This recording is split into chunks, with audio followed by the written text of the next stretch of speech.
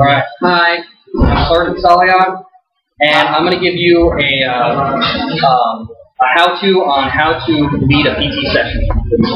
So what we're going to go over is the correct uniform according to AR 670-1 and Unit SOP. We're going to go over the extended rectangular formation, the commands to give that to bring the formation to it and to assemble them back to a normal formation. We're going to go over some of the rotations involved. We're going to go over warm-up stretches, the conditioning phase, which is going to be very brief, but I'm going to explain that a little bit, and then the cool-down stretches. And the last thing I'm going to go over is the after-action review. And that's going to be in accordance with FM 7-1 as well as FM 7-22.7. Okay, so first off, we're going to go over the correct uniform that you have to wear during a PT session. So, and this is in accordance with AR 670-1 as well as your unit SOP, which everything is different. So, for our unit, first off, we have Army PT shorts. And this is summer PTs. We have another uniform, winter PTs, but we're going to go over the summer. So everyone will know Army PT shorts. Then we got the Army short sleeve T-shirt, gray. It says Army on the front. Who knows that? You know, everyone's seen it. Who knows? Then we got the white socks. They can't be below your ankles and they can't be above the calf. They got to be white.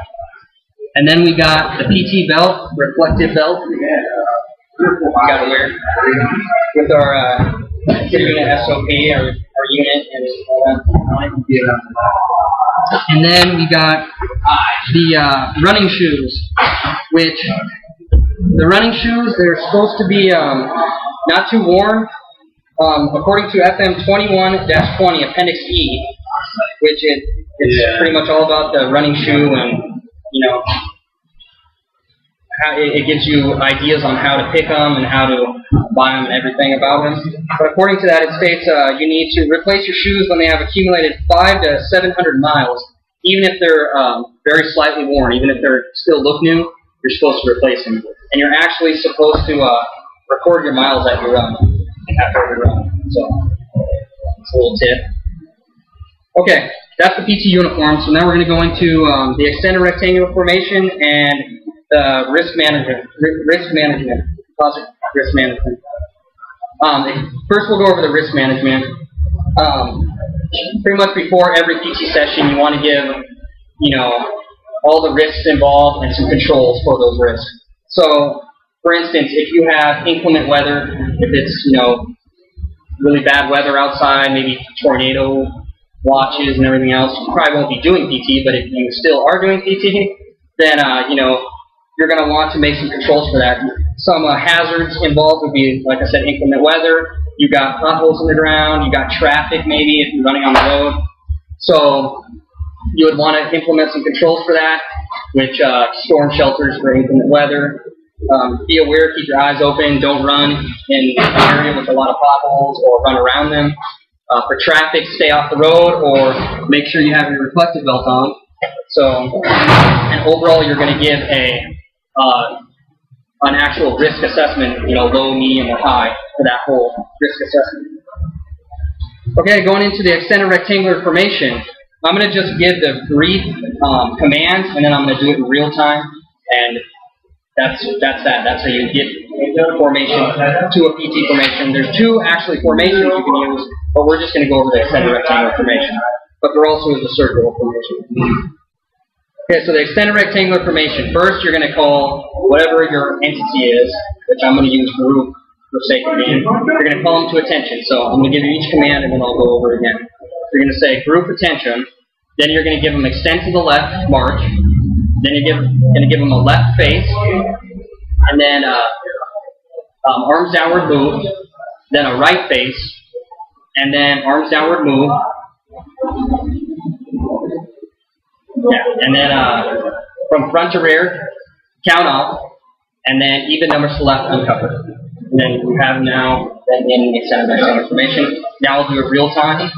So you're going to go group attention, extend to the left, march, arms downward, move, left face, extend to the left, march, arms downward, move, right face, from front to rear, count off.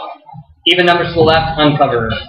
And now they would be in the extended rectangular formation, ready to give them the rotations and warm-up stretches, and you can go into the conditioning phase. And that. So now we're going to go into rotations. Rotations, I'm going to do a very brief, quick. You got 4 rotations. You got your neck rotation, your arms and shoulder rotation, your hips rotation, and your knees and ankles rotation. I'll show you one quick thing of each one repetition. So the neck rotation, starting position, and that's full rotation. So you can do as many as you want. Normally it's 3 each way. And then you got your arm and shoulders rotation, one full, and then you got your hips rotation. That's one full, and then you got your knees and ankles rotation, or you can do the knee flexion as well.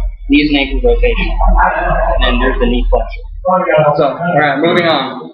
Warm-up stretches. Warm-up stretches for. I'm going to give a very brief as well again for warm-up stretches. You got your for every stretch you're going to give the stretch, and they're going to repeat it. So for instance, you're going to give them the overhead arm pull, they're going to repeat it, and then you're going to give them the command ready stretch. And that's for every stretch, so I'm not going to go too in depth on that, but we'll go over a few stretches very briefly. We got the abdominal stretch, which boom, and then we got your arm and shoulder stretch. I will say one thing: if it's a stretch that you're going to go from left to right arm or left leg to right leg, you do have to change them over. So for instance, you're going to give them the stretch, they're going to repeat, and then you're going to give them left arm first or right arm first. So you've got to make sure you say that. Then when you're done with the one side, you're going to change over, they're going to say switch, and then you would go to the other side. Okay, conditioning phase. The conditioning phase, this is pretty much all up to you on what you want to do. So, you can do it formally, informally. If you're going to do it formally, then you do have to give a cadence count. So, I'm going to really quick bring up a demonstrator. We're going to do a quick 4-count cadence as an example. So, we're going to do the air squat. So, I would say the air squat, the air squat, the air squat. Okay, and then you go starting position, move, in cadence, exercise, 1, 2, 3, 1. Okay. And that would be a 4-count. So formally, cadence count. So formally, you want to give a cadence count. Informally, you don't have to worry about it. You can just give them a number, tell them to 52 push-ups, and then when you're done, recover. Okay, cool down stretches. For cool down, I'm not even really going to go in depth on this because it's the same as warm-up. The only difference is you can do it as well again, depending on unit SOP and whatever you're doing. You can do, it's going to be the same as warm-up. You can do it formally, informally, silent count. So it's the same amount of stretching. You can, if you ran a lot, you can concentrate on legs more, so that's up to you.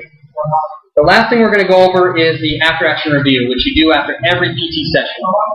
And that's in accordance with FM 7-1 Battle Focus Training, as well as you can find it here in FM 7-22.7, the Non-Commissioned Officer's Guide. I'm going to give a quick source here. The after-action review, they are a structured review process that allows training participants to discover for themselves what happened, why it happened, and how it can be done better. So there's four main phases of the AR. You want to give what was supposed to happen, then what happened, and then you want to give some sustains or something good that happened, some improves, some bads that happen, maybe negatives, and how you can improve your next session. So that covers the ARs. So in conclusion, we went over how to give a PT session, and that's in accordance with FM 21-20.